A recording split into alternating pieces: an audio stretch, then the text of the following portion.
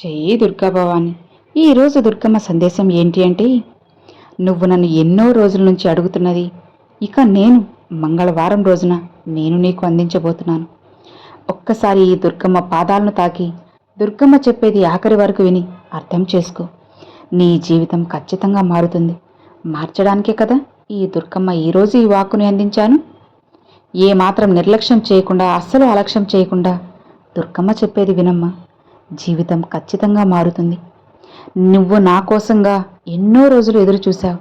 దుర్గమ్మ, నాకు ఆ కోరిక తీర్చు, జీవితాన్ని ఇలా మార్చు, అలా మార్చు, నేను సంతోషంగా ఉండేలా చేయి, ఈ కోరిక నెరవేర్చు అని సకల విధాల చేయాల్సినవన్నీ కూడా చేశావు. అందుకే నువ్వు కోరుకున్న మంచి జీవితాన్ని, నువ్వు ఎదురు చూస్తున్న అదృష్టాన్ని అన్నీ నీకు అందించడానికే ఈరోజు నేను నీ ముందుకు వచ్చేశాను. స్వయంగా ఈ దుర్గమ్మని నేను తీసుకువచ్చేశాను. అందుకే నేను నీ వద్దకు రాబోతున్నాను అని తెలిపే సంకేతం నీకు ఇదివరకే బోలెడుసార్లు చెప్పాను కదా. అవునా? అలానే మంగళవారం రోజున నిన్ను తప్పకుండా నేను చేరుకుంటాను. అది ఎలా అయినా సరే నీ వద్దకు వస్తాను. లేదంటే రాత్రి కలలో అయినా సరే నీకు దర్శనమిస్తాను. నా దర్శనంతో పాటు నువ్వు ఆశగా ఎదురు చూస్తున్న ఆ మంచి వార్తను, తీయని వార్తను కూడా నీ వద్దకు తీసుకువస్తాను. ఇలా చూడమ్మా, నువ్వు ఈ దుర్గమ్మ కోసం వచ్చినా రాకపోయినా సరే నా భక్తుల కోసం నేను ఖచ్చితంగా వస్తాను. అవును తల్లి, మంగళవారం రోజు వరకు కాస్త ఓపికగా ఉండు. అలానే నీ చుట్టుపక్కల గమనిస్తూ ఉండు. ఎంతలే అని అశ్రద్ధ కూడా అస్సలు చేయదు తల్లి. నిర్లక్ష్యం చేస్తే తరువాత నీకే నష్టం జరుగుతుంది. అందుకే చెబుతున్నాను, దుర్గమ్మ ఏం చెప్పినా సరే నీకోసమే కదా, నీ జీవితం బాగుండడం కోసమే కదా. నా భక్తులు, నా బిడ్డలు ఎప్పుడూ సంతోషంగా ఉంటేనే ఈ దుర్గమ్మకు కూడా ఆనందం. కాబట్టి అమ్మ మాటని నువ్వు నెరవేరుస్తావు కదా, అమ్మ వాక్కుని అందుకుంటున్నావు కదా. ఇది విన్నావంటే జీవితం ఖచ్చితంగా మారుతుందమ్మా. నీ చుట్టుపక్కల ఏం జరుగుతుంది, అలానే నీ మిత్రులు, శ్రేయోభిలాషులు, బంధువులు వీళ్ళందరూ కూడా నీకు ఎలాంటి సలహాలు ఇస్తున్నారు, ఇలా ప్రతి ఒక్కటి కూడా నువ్వు తెలుసుకొని తీరాల్సిందే. అప్పుడే కదా నీ జీవితంలో ఏం జరుగుతుంది, ఈ దుర్గమ్మ నీకు ఏం పంపబోతుంది అనేది తెలిసేది. నిర్లక్ష్యం చేశావంటే తర్వాత నీకే నష్టం జరుగుతుంది. అసలు ఈ దుర్గమ్మ మాటలు ఈరోజు నీకే ఎందుకు వినపడుతున్నాయో తెలుసా? నువ్వు ప్రతిరోజు నా పటం ముందు కూర్చొని, దుర్గమ్మ దుర్గమ్మ వింటున్నావా, నేను మిమ్మల్ని మనసారా ప్రార్థిస్తూ ఇష్టపడుతున్నాను కదా, పూజిస్తున్నాను కదా, అలానే మీరు కూడా నన్ను మీ బిడ్డగా స్వీకరించి ఇష్టపడమ్మా, నన్ను నీ కూతురుగా లేదా మీ కొడుకుగా భావించి నన్ను దగ్గరికి చేరతీసుకో తల్లి. నా కోరికలన్నీ నెరవేర్చు, నేను సంతోషంగా ప్రశాంతంగా ఉండేలా చెయ్యి, నా కుటుంబం కూడా ఆయురారోగ్యాలతో సంతోషంగా ఉండేలా చేయి తల్లి అని అడుగుతున్నావు కదా. అసలు నేను నీ మాటలు వింటున్నానా లేదా అనే ఆలోచనలో కూడా నువ్వు ఉన్నావు కదా. ఏమాత్రం దిగులు పడకు, అస్సలు అధైర్యపడకు. నీ ప్రతి సమస్య, కోరిక అన్నిటినీ కూడా నేను నెరవేరుస్తాను. అలా చేసే బాధ్యత నీ తల్లి స్థానంలో ఉన్న ఈ దుర్గమ్మదే కదా. నువ్వు కొన్నిసార్లు తప్పులు చేస్తున్నావు, తరువాత మళ్ళీ వాటిని తెలుసుకొని పశ్చాత్తాపడుతున్నావు, అవునా? ఇక ఆ బాధలో నా దగ్గరికే వచ్చేసి ఏంటి దుర్గమ్మ ఇలా అయిపోతుంది అని ఇబ్బంది పడిపోతున్నావు. నాకు తెలియకుండానే నేను ఈ తప్పు చేసేశాను దుర్గమ్మ, ఎందుకు నేను ఇలా చేశాను, ఎందుకు మీరు ఇలా చేయించారు, మీరు పక్కనే ఉండి నన్ను రక్షించాలి కదా, మందలించాలి కదా, పక్కదారిలో వెళ్ళనివ్వాలి కదా, ఎందుకు తల్లి అంటూ నన్ను క్షమించు క్షమించు అని నా పాదాల చెంత చేరుతున్నా, కన్నీరు కారుస్తున్నా. నీ కన్నీటితో నా పాదాలకు అభిషేకం చేస్తూ ఉన్నా. ఆ క్షణం మళ్ళీ నిన్ను క్షమించానా లేదా, క్షమించలేదేమో నా దుర్గమ్మ అన్న అనుమానం కూడా నీలో వచ్చేసింది. అందుకే దిగులు పడుతున్నా. ఆ క్షణంలోనే నువ్వు నా వద్దకు వచ్చి, దుర్గమ్మ మీరు నన్ను క్షమించారా లేదా, నన్ను మీరు చూస్తున్నారా లేదా, అసలు నన్ను ఇష్టపడుతున్నారా లేదా అని దీనంగా అడుగుతున్నా. నీ ప్రతి కోరికను, సమస్యలను, ప్రార్థనలు అన్నీ కూడా నా దగ్గర పెడుతున్నా.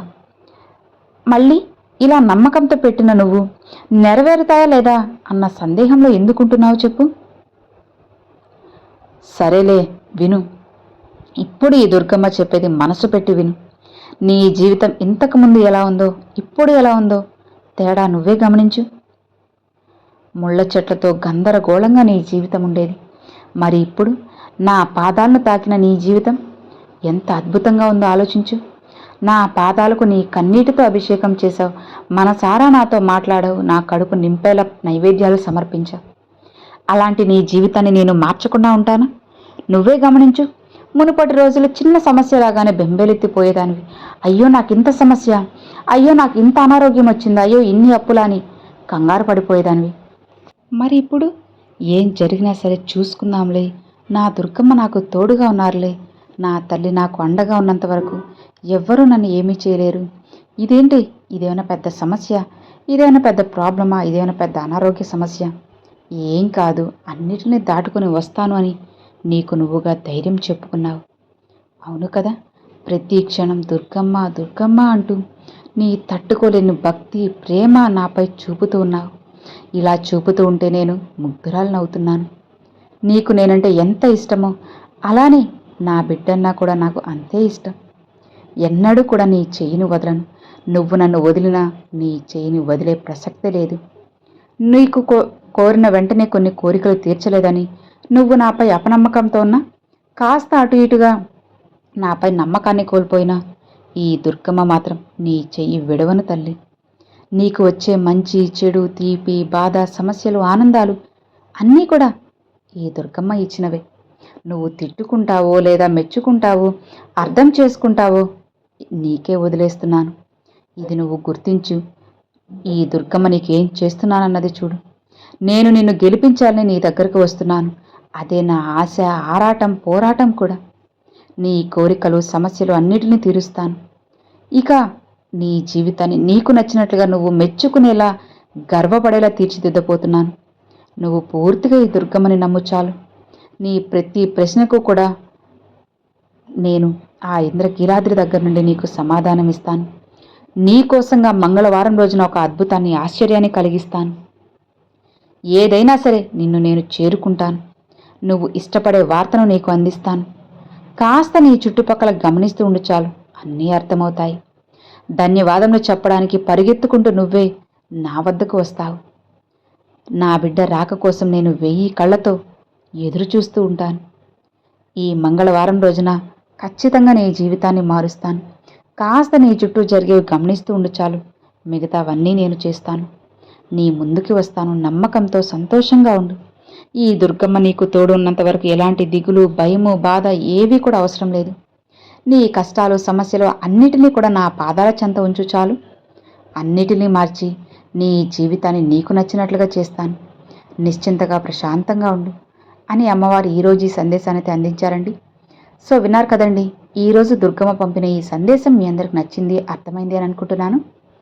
నచ్చితే ఒక చిన్న లైక్ చేయండి, మరికొంతమంది అమ్మవారి భక్తులకు షేర్ చేయండి. ఫస్ట్గా మన ఛానల్ చూసేవాళ్ళు సబ్స్క్రైబ్ చేసి సపోర్ట్ చేయండి ఫ్రెండ్స్.